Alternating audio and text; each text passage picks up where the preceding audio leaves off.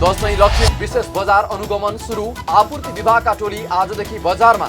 7वटै प्रदेशमा विशेष सुरक्षा योजना लागू। सुन तस्करी र सनम साक्य हत्या प्रकरणमा मुख्य नायिके गोरेसहित 8 जना मात्रै दोषी ठहर। 6 जनालाई जन्मकैद, सहयोगी बनेका प्रहरीका अधिकृतहरूलाई सफाई। र एनआरएनएका उपाध्यक्ष डाक्टर बद्री केसीद्वारा अध्यक्ष पदमा उम्मेदवारी घोषणा। नेपालमा सामूहिक लगानीका लागि नेपाल डेभलपमेन्ट फन्डलाई थप बृहत बनाउने लगायतका कार्ययोजना सार्वजनिक। हामी छौं पल पल तपाईसँग, हिमाल पहाड तराईसँग, साथ छ हाम्रो बढ्ने कदमलाई। सलाम छ ती पोरखे हातहरूलाई, जिन्दगी सजाइदिन्छौँ हामी, हर सासको साथी बन्छौँ हामी। सुरक्षा अनि समृद्धि प्राण छ हाम्रो, हर आफू पनि बचौं, अरूलाई पनि बचाऊ। आजै नेपाल लाइफमा जीवन बिमा गरौँ। हामी हौं नेपाल लाइफ। नेपाल लाइफ, किनकि जीवन अमूल्य छ।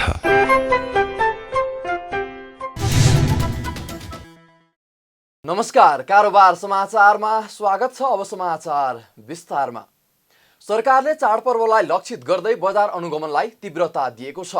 वाणिज्य आपूर्ति तथा उपभोक्ता संरक्षण विभागले मंगलबार चाडपर्वलाई लक्षित गरी काठमाडौँको न्यू रोड र मक्खन गल्लीमा अनुगमन गरेको हो। बजार अनुगमनपछि वाणिज्य आपूर्ति तथा उपभोक्ता संरक्षण विभागका निरीक्षण अधिकृत अमित कुमार झाले न्यू रोड र मक्खन गल्लीमा 7वटा भन्दा धेरै पसलहरूमा अनुगमन गरेको बताउनुभयो।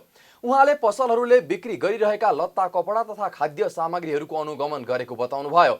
अनुगमनमा मुख्य समस्याहरू खरिद बिक्री बिलको रहेको बताउनुभयो। उहाँले 3 जनालाई तत्काल जरिवाना गरेको र अन्य 3 जनालाई विभागमा बोलाएको बताउनुभयो। उहाँले पसलमा मुख्य व्यापारी नभएकोले 3 दिनभित्र विभागमा उपस्थित हुनुपर्ने बताउनुभयो। न्यू रोड र माखन गल्लीमा 7वटा जति पसलको निरीक्षण गर्यो। विशेष त कपडा अनि ब्युटी प्रोडक्ट्सहरू भिजिट गऱ्यौँ। भिजिट गर्दाखेरि मुख्यतः देखिने समस्याहरू त्यही खरिद बिक्री बिलको भेट्यो। त्यसमध्ये 3 जनालाई हामीले तत्काल जरिवाना गऱ्यौँ, 3 जनालाई हामी विभागमा बोलाउनेहरूमध्येका धेरैजनाहरू साउदी अरब पसलमा उपलब्ध नभएको हुनाले त्यहीँ आएर सम्बन्धित जति पनि कागजातहरू देखाउन हामीले 3 दिनको टाइम दिएर बोलाएको छौँ। र 1-2 जनाको पसल भिजिट गर्दाखेरि सबै कुराहरू मिलेको देखिएको हुनाले क्लिन चिट पनि त्यही ठाउँमा हामी लिएर आयौँ। आजको त्यस्तै कार्यक्रमहरू सकेका छ। भोलि अहिले त हाम्रो निरन्तर चलिरहेछ, एभ्रिडे 5-6वटा टोली डिफ्रेन्ट ठाउँहरूमा मोबिलाइज भइरहेछ। निरीक्षण अधिकृत झाले अहिले निरन्तर रूपमा चाडपर्वलाई लक्षित गरेर अनुगमन तीव्र बनाइएको बताउनुभयो। चाडपर्वको बेला हुने अपराधिक क्रियाकलाप नियन्त्रणका लागि सुदूरपश्चिम प्रदेशमा सुरक्षा व्यवस्था कडा पारिएको छ।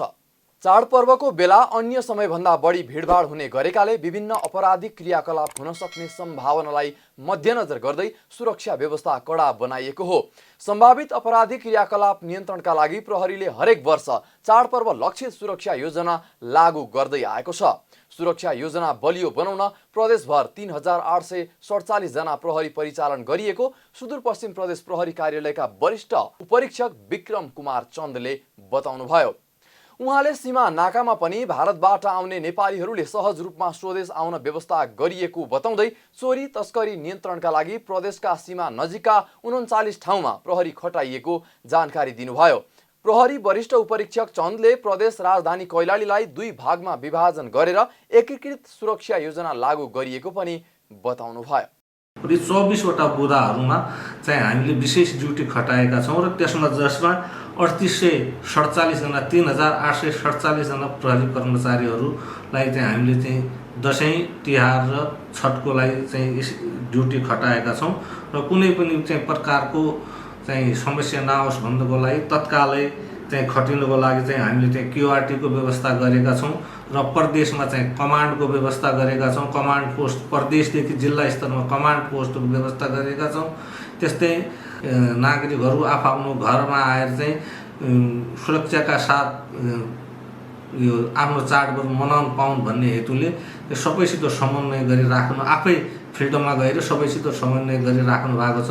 अन्य सरकार निकायवालाहरूसित पनि हामी समन्वय र सहकार्य गरेर चाहिँ नागरिकको चाहिँ सुरक्षामा हामी यसमा अलिक संवेदनशील भएर लागि परेका छौँ। त्यस्तै जिल्ला प्रहरी कार्यालय कैलालीका प्रहरी उपरीक्षक विश्व अधिकारीले चाडपर्वका बेला हुन सक्ने सम्भावित घटना तथा दुर्घटनालाई ध्यानमा राखेर विशेष सुरक्षा योजना बनाएको बताउनुभयो। उहाँले दशैं तिहार र छठ पर्वलाई लक्षित गरेर प्रदेशभर विशेष सुरक्षा योजना लागू गरिएको बताउनुभयो। हाम्रो महान चाडको लाई चाहिँ नै एकदमै सुरक्षित व्यवस्थित रूपमा सबैले मनाउन सकोस् भनेर सुरक्षा निकायहरूले र नेपाल प्रहरीले विशेष सुरक्षा योजनाहरू हामीले लागू गरेका छौँ र त्यसै गरी हामीले कैलाली जिल्लामा पनि जिल्ला प्रहरी कार्यालय कैलालीले विशेष सुरक्षा योजना लागू गरेको छ र यसमा चाहिँ हामीले खास गरी यो समग्र कैलाली जिल्लालाई हामीले दुई भागमा विभाजन गरेका छौँ। यो सुदूरपश्चिमको अस्थायी राजधानीको रूपमा रहेको धनगढी उपमहानगरपालिका भएको क्षेत्रलाई एउटा भाग मानेर र बाँकी जिल्लाको अन्य भूभागलाई अर्को भाग मानेर हामीले दुईवटा सुरक्षा योजना लागू गरेका छौँ दुई प्रकारले, जसअनुसार हामी यो उपमहानगरपालिकाभित्र विभिन्न 56 प्रकारका ड्युटीहरू परिचालन गर्नेछौँ, जसमा हामीहरूको 300 भन्दा बढी प्रहरी जनशक्ति यहाँ परिचालित हुनेछ भने यसबाहेक अरू समग्र जिल्लामा 117 स्थानमा हामीहरूको करिब 420 जना भन्दा बढी जनशक्ति परिचालन गरेर समग्रमा हामीहरूले 720-22 को हाराहारीमा अहिले हामीहरूले प्रहरी परिचालन गरेर विशेष सुरक्षा योजनालाई कार्यान्वयन गर्न लागिरहेका छौँ। कोरोनाको जोखिम कायमै रहेकोले सर्वसाधारणमा पनि सचेत भएर दशैं मनाउन र दशैंको लागि किनमेल गर्न प्रहरीले आग्रह गरेको एसएसपी अधिकारीले बताउनुभयो। यता जिल्ला प्रशासन कार्यालय रूपन्देहीले कोरोनाको जोखिम कायमै रहेको उल्लेख गर्दै स्वास्थ्य सुरक्षा मापदण्ड पूर्ण पालना गर्न नागरिकहरूलाई पुनः आह्वान गरेको छ। प्रमुख जिल्ला अधिकारी ऋषिराम तिवारीले रूपन्देहीमा कोरोनाको जोखिम कायमै रहेको भन्दै त्यसबाट बच्नका लागि स्वास्थ्य सुरक्षा मापदण्डको पूर्ण पालना गर्न सबै नागरिकलाई पुनः आह्वान गर्नुभएको हो। नेपाल सरकारको निर्णय बमोजिम अन्तर्राष्ट्रिय सीमा नाका खुलिसकेको अवस्था छ। सीमा नाका खुलेपछि यात्रुहरूको आवागमनमा पनि बढिरहेको अवस्था पनि छ र रूपन्देही जिल्लामा कोरोना सङ्क्रमणको जोखिम अहिले पनि कायम रहेको अवस्था छ। खास गरी कोरोना सङ्क्रमणलाई जोखिमलाई कम गर्नको लागि हामीले सीमा नाकाहरूमा पनि हेल्थ टेक्स लगायतका व्यवस्थाहरू गरेका छौँ। सीमा नाकामा एन्टिजेन परीक्षणको पनि व्यवस्था गरेका छौँ र नेपाल सरकारले निर्धारण गरेको मापदण्ड बमोजिम नै हामीले विभिन्न उपायहरू अपनाएको अवस्था पनि छ।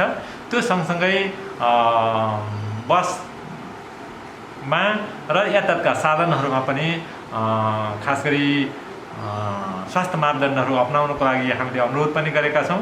त्यो सँगसँगै अन्य व्यावसायिक क्षेत्रहरूमा पनि व्यवसायीहरूलाई सबै निजी क्षेत्रलाई हामीले स्वास्थ्य मापदण्डहरूको अनुकूल पालना गर्ने र सो अनुसार कोरोना जोखिमलाई नियन्त्रण गर्न चाहिँ खास गरी सेनिटाइजरको व्यवस्था, मास्कलाई अनिवार्य गर्ने व्यवस्था र सामाजिक दूरी कायम राखेर व्यवसायहरू सञ्चालन गर्न, खुलेका व्यवसायहरू सञ्चालन गर्न पनि अनुरोध गरिरहेको अवस्था छ। यता स्थानीय व्यवसायीहरूले भने बेलहिया सीमा नाका खुलेसँगै आफूहरूको व्यवसाय बढेर जाने विश्वास व्यक्त गरेका छन्। बेलहियामा केही पर्यटनहरू खुलेदेखि अलिअलि चहलपहल बढ्न लागेको छ र यहाँका व्यापारीहरू जुन कपडा दोकान व्यवसाय गर्नेहरू को पनि व्यापार केही मात्रामा बढिरहेछ। आगामी दिनमा व्यवसाय अझै राम्रो हुने अपेक्षा लिन्छु र हामी सबै व्यवसायीले लिएका छौँ। खोलिसकेपछि त्यस्तो चाहिँ व्यापारमा केही बढेको त केही छैन, बढ्ला भन्ने आशा छ। अनि यो बोर्डर खुल्ला चाहिँ तपाईँहरू कतिको आशा गर्नु? हामी त चाहिँ बोर्डर खोल्दा भन्दा त यस्तो चाहिँ कुरो हो, बोर्डर खोल्नुभन्दा दुवै पक्ष यताबाट उताबाट यता आउने मान्छेहरूलाई चाहिँ नेपालले परेशान नगरिकन चाहिँ आउन दिन्छ भने उता जाँदा पनि हामीलाई परेशान नहुने खालको वातावरण भयो भने नेपालीहरूलाई सबभन्दा सुविधा चाहिँ हुने हो। सरकारले त्यो वातावरण मिलाएको त खासै देखिँदैन होइन। अब चाहिँ के भन्दाखेरि अब तस्करीहरू बढेको बढै छन्, त्यसको पनि रोकथामको कुरो त केही छैन। अब त्यसमा चाहिँ अब नाम त कसलाई लिने हो र होइन। त्यस कारणले चाहिँ अब चाहिँ बिजनेस व्यापार बढ्ला भन्ने हामी आशामा छौँ, त्यही मात्रै हो। अब त के छ र यहाँ। सरकारले 2 दिन अघि सीमा नाका खुलाउने औपचारिक निर्णय गरेसँगै रूपन्देही बेलहिया नाका पनि खुलेको हो। सो नाका खुलेपछि त्यहाँका स्थानीय व्यापारीहरूले कोरोनाले थला पारेको आफूहरूको व्यवसाय अब फस्टाएर जाने विश्वास व्यक्त गरेका छन्। प्रतिनिधि सभाको मंगलबारको बैठकमा पनि प्रमुख प्रतिपक्षी दल नेकपा एमाले अवरोध जारी राखेको छ। एमाले 14 जना सांसदलाई गरेको कारबाहीको सूचना सभामुखले टाँस नगरी पक्षपातपूर्ण व्यवहार गरेको भन्दै प्रमुख प्रतिपक्षी दल एमाले संसद बैठक अवरोध गर्दै आएको छ। मंगलबारको बैठकमा पनि नाराबाजी सहित एमाले विरोध प्रदर्शन गरेको हो। नाराबाजीको क्रममा प्रतिपक्षी दल एमाले गठबन्धन सरकारले स्रोत नखुलेको सम्पत्तिलाई वैधानिकता दिने गरी प्रतिस्थापन विधेयक मार्फत आयकर ऐन 2058 मा संशोधन गरी ल्याएको प्रावधानको विरोध गरेको छ। एमालेका सांसदहरूले बेल घेराउ गर्दै कालो धन चाहिँदैन, देश लुट्न पाइँदैन भनी नाराबाजी गरेका छन्।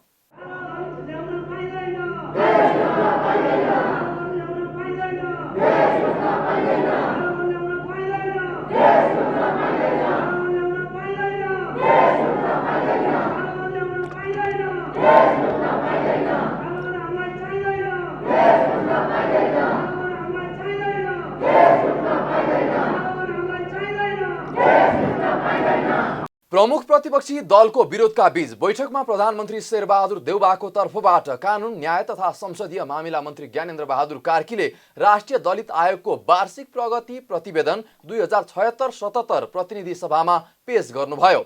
यता बैठकपछि बाहिरिने क्रममा सञ्चारकर्मीसँग कुरा गर्दै सत्तारूढ नेपाली कांग्रेसका सांसदहरूले प्रमुख प्रतिपक्षी दलका सांसदहरूले नारामा विभिन्न विषयको उठान गरेको भए पनि त्यसको जवाब सुन्न तयार नभएको आरोप लगाएका छन्। उनीहरूले संसदमा उठेका कालो धन लगायतका विषयमा सम्बन्धित पक्षले जवाब दिनका लागि पनि संसद खुल्नुपर्ने भन्दै सर्वदलीय बैठक बसेर संसदको गतिरोधलाई निकास दिनुपर्ने समेत बताएका छन्। उहाँ जे भनिरहनु भएको छ, जसरी भनिरहनु भएको छ, यो ठिक तरिका होइन। उहाँले संसद चल्न दिनुपर्छ, कालो धनको नारा दिनुहुन्छ, त्यसको जवाब दिने कसले? उहाँले एकहोरो नारा त लगाइरहनु भएको छ र जे जवाब यो संसद चलाउने संसदीय परम्परा मान्यता र हाम्रो प्रतिसभा नियमावलीले भनेका विषयहरू सभामुखले एकहोरो सुनाइरहनु भएको छ, तर उहाँहरू त्यसलाई सुन्न तयार हुनुहुन्न। न सम्बन्धित पक्षले जवाब दिन्थ्यो होला नि हाउसमा। हाउस चल्न दिएको भए मलाई लाग्छ जे नारा दिनुभएको छ इट्स एनफ, पर्याप्त छ र अब त्यसको जवाब सुन्नलाई हाउस चल्न दिनुपर्छ। जुन किसिमले अहिले जुन एउटा उहाँले चाहिँ नाराबाजी गरेर या कुनै पनि विधेयकलाई अगाडि बढ्न नदिने यो अवस्थाले चाहिँ एउटा अनिर्णयको बन्दी बनाएर जसरी चलाइराख्नु भएको छ, यसले मुलुकलाई पनि हित गर्दैन र स्वयं उहाँहरूले पनि यसले राम्रो गर्दैन। कुनै यदि इस्यु छ भने त्यसलाई बसेर छलफलको माध्यमबाट एउटा निकास दिन सक्नुपर्छ। तर जुन कुरो चाहिँ नि सर्वोच्च अदालतमा विचाराधीन छन्, जुन मुद्दा कोर्टमा छ, त्यसलाई त हामी छलफलको विषय बनाउन सक्दैनौँ र उहाँले यस्ता विषयहरू ल्याइराख्नु भएको छ जसले गर्दाखेरि यो कालाधनको विषय होस् या अन्य जुन यो दलको विधेयकहरूको विषयमा होस्, त्यसलाई लिएर जुन इस्यु उठाइराख्नु भएको छ त्यसमा चाहिँ उठाउनु त कुनै आवश्यकै छैन। त्यसले एउटा निकास पाइसकेको अवस्था छ। त्यसकारण चाहिँ नि यो एउटा के भने अब सेफ ल्यान्डिङ कसरी गर्ने भन्ने उहाँहरू पनि बाटो खोजिराख्नु भएको छ र मलाई लाग्छ अब सर्वदलीय बैठक बसेर यसलाई चाहिँ एउटा निकास दिनुपर्छ। प्रतिनिधि सभाको आगामी बैठक असोज 22 गते शुक्रबार दिउँसो 1 बजेका लागि बोलाइएको छ। सत्ता साझेदार जनता समाजवादी पार्टी नेपालले भौतिक पूर्वाधार तथा यातायात मन्त्रालय सहित 4वटा मन्त्रालय पाउने भएको छ। मंगलबार सिंहदरबारमा बसेको पार्टी संसदीय दलको बैठकमा अध्यक्ष उपेन्द्र यादवले सत्तारूढ गठबन्धन दलबीच आफ्नो पार्टीलाई भौतिक पूर्वाधार तथा यातायात मन्त्रालय, कृषि तथा पशुपन्छी विकास मन्त्रालय, संघीय मामिला तथा सामान्य प्रशासन मन्त्रालय र वन तथा वातावरण मन्त्रालय दिने सहमति भएको औपचारिक जानकारी गराउनु भएको हो। सत्तारूढ गठबन्धन दलको बैठक मङ्गलबार बिहान प्रधानमन्त्री निवास बालुवाटारमा बसेको थियो। बैठकले आफ्नो पार्टीलाई 4वटा मन्त्रालय दिने निर्णय गरेको कुरा पार्टी संसदीय दलको नेता समेत रहनुभएका अध्यक्ष यादवले संसदीय दलको बैठकमा जानकारी गराउनु भएको पार्टीका नेता राजकिशोर यादवले जानकारी दिनुभयो। त्यसैगरी बैठकले पार्टीको तर्फबाट मन्त्री बन्नेहरूको नामावली टुङ्गो लगाउने जिम्मेवारी अध्यक्ष यादवलाई नै दिएको छ। अब साथीहरू को इच्छुक हुनुहुन्छ यसलाई कसरी लाने, किनभने यहाँ हामी एकैजना छौँ, मन्त्रालय जम्मा 4वटा छ, सबैलाई त बनाउन सकिँदैन। त्यसैले अब तपाईँहरूले आफ्नो आफ्नो कुरा राख्नुहोस् या कसरी लाँदा राम्रो हुन्छ भन्ने कुरा भयो। अब साथीहरूले अब किनभने हाम्रो यो पार्टीले पनि अब मन्त्रालयको कुरा अब यसरी बैठक बसेर टुङ्गिने विषय होइन, त्यसैले तपाईँलाई जिम्मा दिएको हो। अब तपाईँले पार्टीको हितमा होइन सबै प्रकारको अब क्षेत्रीयता, जातीयता, लैङ्गिकता होइन र मूल्याङ्कन क्षमताको आधारमा तपाईँहरूले निर्णय गर्नुहोस्। त्यो निर्णय हामी स्वीकार्छौँ भनेर आज हामीले उहाँहरूलाई त्यो अधिकार दियौँ। पार्टी अध्यक्षलाई मन्त्रीमा सहयोगको लागि चाहिँ पार्टी अध्यक्षले उहाँहरूले निर्णय गर्नुहुन्छ। पार्टी अध्यक्षलाई हामीले त्यो अधिकार दियो भनौँ, उहाँहरूले के गर्नुहुन्छ अब त्यो निर्णय फेरि निर्णय गरेर हामीलाई हामीले चाहिँ सर्वसम्मतिले उहाँहरूलाई त्यो अधिकार दियो। जनता समाजवादी पार्टी नेपालका 21 जना सांसदहरू रहेका छन्। सरकार गठन भएको 83 दिनपछि बल्ल सत्तारूढ गठबन्धनले मन्त्रालय भागबण्डाको विषय टुङ्गो लगाएको हो। अब दलहरूले मन्त्रीहरूको नामावली प्रधानमन्त्री शेरबहादुर देउवालाई बुझाएपछि मन्त्री परिषदले पूर्णता पाउनेछ। 3800 किलो सुन तस्करी र भरिया सनम साक्यको हत्या प्रकरणका मुख्य नायिके चूडामणि उप्रेती उर्फ गोरे सहित 6 जनालाई जन्मकैदको सजाय भएको छ। मोरङ जिल्ला अदालतले मङ्गलबार 3800 किलो सुन तस्करी र भरिया सनम साक्यको हत्या प्रकरणका मुख्य नायिके गोरे सहित 6 जनालाई जन्मकैदको सजाय सुनाएको हो। न्यायाधीश भरत लम्सालको एकल इजलासले उक्त प्रकरणमा संलग्न मध्ये 8 जनालाई मात्र दोषी ठहर गर्दै मोरङको उर्लाबारी 4 का गोरे सहित 6 जनालाई जन्मकैद, 1 जनालाई 3 वर्ष र 1 जनालाई 6 महिनाको कैद सजाय सुनाएको हो। जन्मकैद पाउनेमा गोरे भनिने चूडामणि उप्रेती, टेकराज मल्ल ठकुरी, लाक्पा शेर्पा, मोहन काफले, नरेन्द्र कार्की र भोजराज भण्डारी छन्। आरोपित अन्यले भने सफाई पाएका छन्। अदालतले हत्याका आरोपितलाई मात्र दोषी ठहर गरेको हो। अदालतबाट सफाई पाउनेमा भने तस्करीमा गोरेलाई सहयोग गरेको अभियोग लागेका पूर्व DIG Govind Prasad Niraula, SSP Shyam Khatri, SP Bikash Raj Khanal, DSP Sanjay Bahadur Raut सहितका नेपाल प्रहरीका अधिकृतहरू छन्। मुद्दा दायर गरिएका मध्ये 21 जना भने फरार नै छन्। फरार रहेका 21 जनाको मुद्दा भने मुल्तबीमा राखिएको अदालतले जानकारी दिएको छ।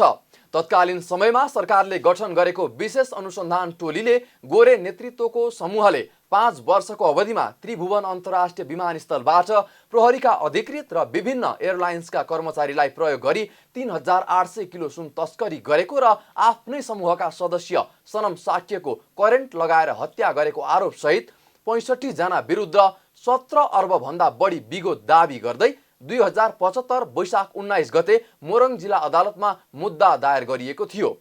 तस्करी गरेको 33 किलो सुन गायब भएपछि गोरेले साक्यको करेन्ट लगाएर हत्या गरेका थिए। महानगरीय ट्राफिक प्रहरी महाशाखाले हराएका 21 वटा मोटरसाइकल तथा स्कुटर सम्बन्धित सवारी धनीलाई बुझाएको छ। मङ्गलबार काठमाडौँमा एक कार्यक्रम आयोजना गर्दै महाशाखाले काठमाडौँ उपत्यकाका विभिन्न स्थानहरूबाट हराएका 21 वटा मोटरसाइकल र स्कुटर सवारी धनीलाई जिम्मा लगाएको हो। हराएका मोटरसाइकल सवारी धनीलाई जिम्मा लगाएपछि महानगरीय ट्राफिक प्रहरी महाशाखाका प्रमुख प्रहरी वरिष्ठ उपरीक्षक जनक भट्टराईले हराउनुभन्दा पहिले नै सवारी चालकहरू सतर्क रहनुपर्ने बताउनुभयो। उहाँले हराएपछि प्रहरीले खोज्ने र बुझाउने प्रक्रिया धेरै भइसकेको भन्दै अब सवारी साधन चालकहरूले आफ्नो सवारी साधन कस्तो ठाउँमा छ र कसरी हराउन नदिने भनेर सोच्नुपर्ने बताउनुभयो। उहाँले ट्राफिक प्रहरीले पनि सवारी साधन हराउन नदिनका लागि योजना बनाएर अघि बढ्ने प्रतिबद्धता दोहोर्याउनु भयो। हराउने र यसको खोजी हुने, खोजी गरेपछि मोटरसाइकल हस्तान्तरण गर्ने यो क्रम चाहिँ लामो समयदेखि चलिरहेको छ र अहिले पनि त्यही अवस्थामा छौँ हामी। तर हामी अब चाहिँ मोटरसाइकल खोज्ने, हस्तान्तरण गर्ने मात्रै होइन, मोटरसाइकल हराउनै नदिने केही उपाय गर्नुपर्छ भनेर अस्तिदेखि हामीले चाहिँ अस्तिको कार्यक्रममा, योभन्दा अघिल्लो कार्यक्रम पनि मैले बोलिरहेको छु। र मोटरसाइकल हराउन नदिन चाहिँ के गर्ने भन्नेमा चाहिँ हामी अलिकति चिन्तित हुनुपर्ने, चिन्तन गर्नुपर्ने, सोच्नुपर्ने अवस्थाहरू चाहिँ छ। मोटरसाइकल हराउने अनि खोज्ने, फेरि ल्याएर बुझाउने अनि चोर्नेलाई चाहिँ कारबाहीको दायरामा ल्याउने मात्रै होइन, मोटरसाइकल हराउनै नदिने चाहिँ अब के गर्ने भनेर सोच्नुपर्छ हामीले। र मोटरसाइकल हराउनै नदिनको लागि चाहिँ प्रहरी मात्रै होइन, मोटरसाइकल धनी पनि त्यत्तिकै जिम्मेवार भएर लाग्नुपर्छ जस्तो लाग्छ मलाई। प्रमुख भट्टराईले सवारी साधन हराउन नदिनका लागि चालक र ट्राफिक प्रहरीले हातेमालो गरेर अघि बढ्नुपर्ने आवश्यकता पनि औल्याउनु भयो। गैर आवासीय नेपाली सङ्घ एनआरएनएका उपाध्यक्ष डाक्टर बद्री केसीले अध्यक्ष पदमा उम्मेदवारी घोषणा गर्नुभएको छ। डाक्टर केसीले काठमाडौँमा पत्रकारहरूको उपस्थितिमा मङ्गलबार एनआरएनएको अध्यक्ष पदका लागि उम्मेदवारी घोषणा गर्नुभएको हो। गैर आवासीय नेपाली एनआरएनएको अन्तर्राष्ट्रिय समन्वय परिषदमा नयाँ नेतृत्व चयनका लागि कार्तिक 3 देखि 5 मा काठमाडौँमा 10औं विश्व सम्मेलन हुँदैछ। त्यही सम्मेलनबाट अध्यक्षमा चुनिनका लागि उपाध्यक्ष डाक्टर बद्री केसीले अध्यक्षमा उम्मेदवारी घोषणा गर्नुभएको हो। डाक्टर केसीसँग एनआरएनएमा 2 कार्यकाल केन्द्रीय सदस्य, 1 कार्यकाल कोषाध्यक्ष, 2 कार्यकाल महासचिव र 1 कार्यकाल उपाध्यक्ष भएर काम गरेको अनुभव छ। काठमाडौँको फर्पिङमा जन्मिएका डाक्टर केसीले उम्मेदवारी घोषणाका क्रममा आफूले नयाँ एजेन्डाहरू तयार पारेको जानकारी दिँदै विभिन्न 9वटा विषयमा 55 बुँदे कार्ययोजना पत्रकार सम्मेलन मार्फत सार्वजनिक गर्नुभयो। उहाँले गैर आवासीय नेपालीको सामूहिक लगानीका लागि स्थापना गरिएको एनआरएनए नेपाल डेभलपमेन्ट फन्डलाई थप बृहत बनाउने र वैदेशिक रोजगारीमा रहेका श्रमिकहरूलाई सो फन्डमा साधारण सेयर मार्फत जोड्ने बताउनुभयो।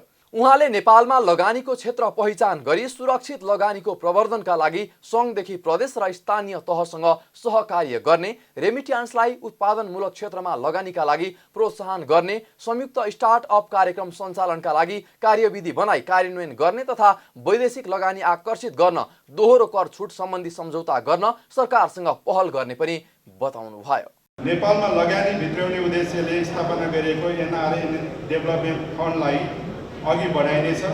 हाल 10 अर्ब सुरुवाती पुँजी रहेको यस फन्डलाई आगामी दिनमा थप बृहत बनाइनेछ र वैदेशिक रोजगारमा रहेका श्रमिकहरूलाई सो फन्डमा आइपिओ मार्फत जोडिनेछ। नेपालमा लगानीको क्षेत्र पहिचान गरी सुरक्षित लगानी प्रबन्धनका लागि नेपाल सरकारको सङ्घदेखि प्रदेश र स्थानीय तहसम्म सहकार्य गरिनेछ। वैदेशिक रोजगारमा रहेका श्रमिकहरूले पठाएको रेमिट्यान्सलाई उत्पादनमूलक क्षेत्रमा लगानीका लागि प्रोत्साहन गरिनेछ र त्यसका लागि लगानीको क्षेत्र पहिचान गरिनेछ। गैर आवासीय नेपाली र स्वदेशमा रहेका युवाको नवीन सोच, ज्ञान र उत्साहलाई उत्पादनमूलक क्षेत्रमा प्रयोग गर्न एनआरएन डेभलपमेन्ट क्षेत्रीय फन्ड र सम्बद्ध वित्तीय निकायहरूबाट लगानीको व्यवस्था गरिनेछ। संयुक्त स्टार्टअप कार्यक्रम सञ्चालनको लागि कार्यविधि बनाउने र क्रमशः कार्यान्वयन गरिनेछ। गैर आवासीय नेपाली र वैदेशिक लगानी आकर्षित गर्न दोहोरो कर छुट सम्बन्धी सम्झौता गर्न सरकारसँग पहल गरिनेछ। 18 वर्ष पहिले स्थापना भएको एनआरएनएले विश्वभर छरिएर रहेका नेपालीलाई नेपालमा लगानीका लागि आग्रह गर्नुका साथै नेपालमा विभिन्न सामाजिक काम गर्दै आएको छ। एनआरएनएले पछिल्लो पटक नेपालमा लगानी, पर्यटन लगायतको प्रवर्धन गर्न विभिन्न कार्यक्रम गर्दै आएको छ। उम्मेदवारी घोषणाका क्रममा डाक्टर केसीले सरकारले पर्यटन गन्तव्यका रूपमा अघि सारेका स्थानमा पर्यटन प्रवर्धनका लागि अन्तर्राष्ट्रिय स्तरमा प्रचार गर्ने, विदेशमा नेपाली सामान प्रवर्धनका लागि 84 वटै गैर आवासीय नेपालीहरूको सञ्जाल प्रयोग गर्ने बताउनुभयो। नेपाललाई अन्तर्राष्ट्रिय समुदायसँग जोड्न पुलको रूपमा भूमिका निर्वाह गरिनेछ। नेपाली पर्यटन व्यवसायहरूसँग सहकार्य गरी गैर आवासीय नेपाली एवं विदेशमा रहेका दोस्रो पुस्ताका लागि विशेष प्रोत्साहन प्याकेज ल्याइनेछ। नेपाल सरकारले पर्यटन गन्तव्यको रूपमा अघि सारेका स्थानमा पर्यटन प्रबन्धनका लागि अन्तर्राष्ट्रिय स्तरमा प्रचार प्रसार गरिनेछ। कोरोना महामारीका कारण प्रभावित पर्यटन प्रबन्धनलाई सकारात्मक सन्देश प्रवाह गर्दै पुनर्स्थापित गर्न विभिन्न राष्ट्रिय तथा अन्तर्राष्ट्रिय कार्यक्रम गरिनेछ। विदेशमा नेपाली समाज प्रवर्धनका लागि 85वटै देशमा गैर-आवासीय नेपालीहरूको सञ्जाललाई प्रयोग गरिनेछ। यस्तै डाक्टर केसीले वैदेशिक रोजगारीमा रहेकाहरूलाई योगदानमा आधारित सुरक्षा कोष तथा पेन्सन फन्डमा सहभागी गराउने, छुट्टै श्रम तथा सी बैंक स्थापना गर्ने, आफ्नै माटो स्वावलम्बी बाटो अभियान सञ्चालन गर्ने, एनआरएन युथ मिट गर्ने, अन्तर्राष्ट्रिय महिला सम्मेलन आयोजना गर्ने लगायतका कार्ययोजना पनि अघि सार्नु भएको छ। अध्ययनका क्रममा रुस पुगेपछि व्यवसाय सुरु गरेका डाक्टर केसी एनआरएनएको वैदेशिक रोजगार कल्याणकारी विभागका संयोजक समेत हुनुहुन्छ। डाक्टर केसी सँगै बेलायतका व्यवसायी कुल आचार्यले पनि उम्मेदवारी घोषणा गर्नुभएको छ। आचार्यलाई नेपाली कांग्रेस र नेकपा माओवादी केन्द्रको समर्थन रहेको छ भने डाक्टर केसी नेकपा एमाले निकटको उम्मेदवार हुन्। यस्तै अमेरिका निवासी रबिना थापाले पनि उम्मेदवारी दिने बताइएको छ। थापा वर्तमान कार्य समितिमा उपाध्यक्ष हुनुहुन्छ भने आचार्य पूर्व उपाध्यक्ष हुनुहुन्छ। आचार्य अघिल्लो अधिवेशनमा एनआरएनका अध्यक्ष कुमार पन्तसँग पराजित हुनुभएको थियो। साताको तेस्रो दिन शेयर बजारमा दोहोरो अङ्कको हरियाली छाए पनि कारोबार रकम भने 3 अर्ब रुपैयाँबाट पनि तल झरेको छ। मंगलबार शेयर बजार मापन गर्ने नेप्से परिसूचकमा 41.84 अङ्कको हरियाली छाएको छ। व्यापार बाहेक सबै समूहको परिसूचक बढेको कारण समग्र परिसूचक बढेर 2612.65 बिन्दुमा उक्लिएको हो। नेप्से परिसूचकमा आइतबार 55.93 र सोमबार 6.68 अङ्कको गिरावट आएको थियो। आज परिसूचक दोहोरो अङ्कले घटे पनि कारोबार रकम भने 2 अर्ब 79 करोड रुपैयाँमा सीमित भएको छ। यो रकम अघिल्लो दिनको तुलनामा 63 करोड रुपैयाँ भन्दा धेरै हो। सोमबार 3 अर्ब 62 करोड 77 लाख रुपैयाँको शेयर किनबेच भएको थियो। आज 223 कम्पनीको जम्मा 58 लाख किता शेयर 41,000 एक पटक मात्रै कारोबार भएको छ। कारोबारमा आएका कम्पनी मध्ये शिखर इन्स्योरेन्स कम्पनीको सबैभन्दा धेरै 13 करोड 66 लाख रुपैयाँ बराबरको कारोबार भएको छ। त्यसपछि मेरो माइक्रो फाइनान्स वित्तीय संस्थाले 11 करोड 86 लाख रुपैयाँ बराबरको कारोबार गर्दा अन्य कुनै पनि कम्पनीको 10 करोड रुपैयाँ माथि शेयर कारोबार हुन सकेन। मल्टिपर्पज फाइनान्स, समता घरेलु लघुवित्त, हिमालयन पावर पार्टनर र मैलुङ खोला जलविद्युतको शेयर मूल्य बढेर सर्किट ब्रेक लागेको छ। एनआईसी लघुवित्तको शेयर मूल्य भने घटेर सर्किट लागेको छ। कारोबार समाचारमा अब सुन चाँदी र विदेशी विनिमय दर सम्बन्धी जानकारी।